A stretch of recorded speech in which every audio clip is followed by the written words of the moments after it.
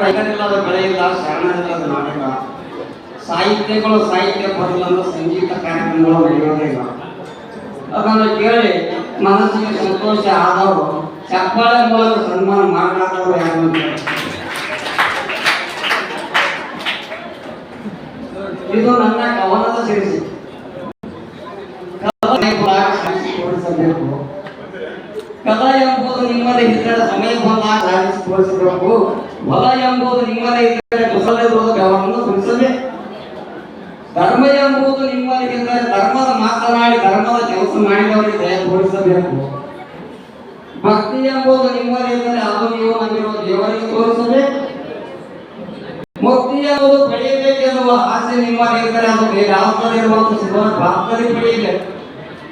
ಯಾವುದೇ ರೀತಿಯ ಜಾತಿ ಪುರಾಣ ಪ್ರವಚನಗಳಲ್ಲಿ ಪ್ರಚಾರಕ್ಕೆ ಬೇಕಾದರೆ ಬೇರೂರು ಗ್ರಾಮದ ಹಿರಣ್ಯ ಕನ್ನಡ ಸಾಹಿತ್ಯಗಳನ್ನು ಮಾಡಿಕೊಂಡ ಮನದಿಯ ಕೈಯಲ್ಲಿ ಸಂಪಾರ ಕೊಡಬಾರದು. ಮಾಡಿಕೊಂಡ ಮನದಿಯ ಕೈಯಲ್ಲಿ ಸಂಪಾರ ಕೊಡಬಾರದು. ಕೊಟ್ಟು ನಾವು ಗುಲಾಮರ ಆಗಬಾರದು.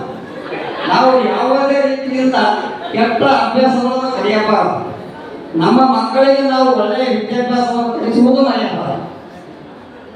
ಒಳ್ಳೆಯ ಅನುಭವದ ಮಾತುಗಾರರನ್ನು ಕರೆಸಿ, ಒಳ್ಳೆಯ ಅನುಭವದ ಮಾತುಗಾರರನ್ನು ನಿಮ್ಮ ಊರಿಗೆ ಕರೆಸಿ ವೇದಿಕೆಯನ್ನು ಅಲಂಕರಿಸಿ ಅವರ ಅನುಭವದ ಮಾತುಗಳನ್ನು ಕೇಳಿ ಅರ್ಥ ಮಾಡಿಕೊಳ್ಳೋದು ಮರೆಯಬಾರದು, ವ್ಯಕ್ತ ಮಾಡಿಕೊಳ್ಳಬಾರದು ಹೇಳುತ್ತಾ ನನ್ನ ಕವನಕ್ಕೆ ವಿರಾಮವನ್ನು ಕೊಡುತ್ತೇನೆ.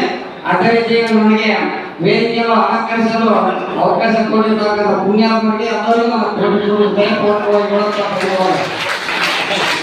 ಅದೇ ರೀತಿಯ ಸರ್ ಇನ್ನೊಂದು ಕನ್ನಡದ ಅಭಿಮಾನಿಗಳಿಗೆ ಮಾತ್ರ ಹೇಳಕ್ಕೆ ಇಷ್ಟಪಡ್ತೀನಿ. ದಯವಿಟ್ಟು ಕನ್ನಡ ಅಂತ ಹೇಳ್ತೀನಿ. ಕನ್ನಡವಾಗಿರ್ತಕ್ಕಂಥ ಸಂಖ್ಯೆಗಳು ಕೂಡ ಅಂಕೆಗಳು ಕೂಡ ಎಲ್ಲರೂ ಮಾಡ್ತಿರ್ತೀರಿ.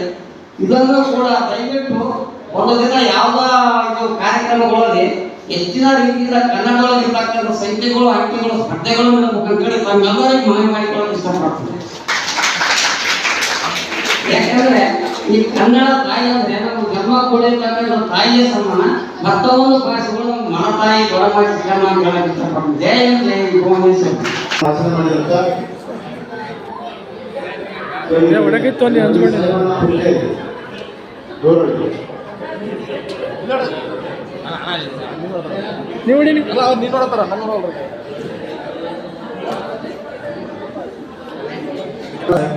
ಬೆಳಕು ಇಂದು ಈ ಪರಿಷತ್ ಗರ್ಭದಲ್ಲಿ ಕನ್ನಡದ ಅಕ್ಷರವೇ